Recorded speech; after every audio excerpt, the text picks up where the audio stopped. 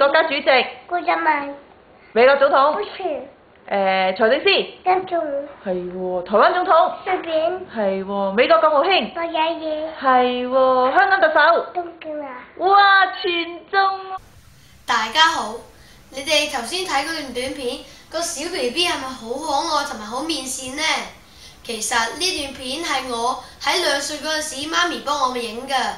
喺我細細個嗰陣時，已經好有時事觸覺，同埋好仰慕世界各地嘅領導人㗎。而家就等我介紹一下自己先啦。我叫林卓賢，今年11歲，就讀香港培正小學6年級。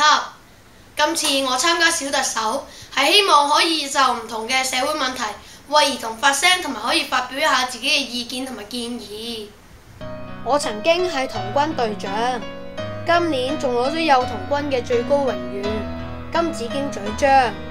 此外，我仲喺學校做過班長同埋風紀。喺運動方面，我喺游水、田徑比賽中仲攞過獎添。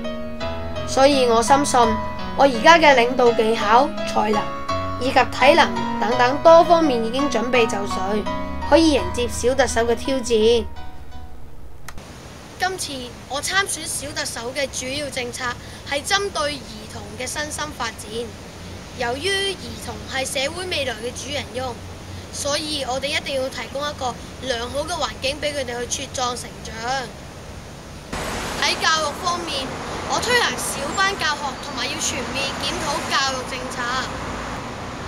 而喺溝通方面，我建議增加多啲政府同埋兒童嘅溝通渠道，令到兒童可以了解多啲政府嘅政策，同埋可以正面發表意見。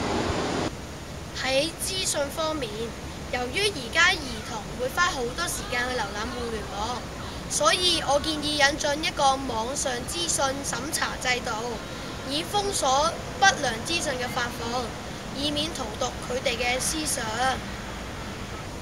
而喺資助學童方面，我建議將學童八達通卡嘅優惠擴展至全部交通工具。另外，要為全日制嘅學生提供免費午膳，令到佢哋唔會因為金錢嘅問題而影響佢哋嘅健康同埋學業。以上就係我嘅政綱，請支持我推行上述各項政策，令到香港有更美好嘅明天。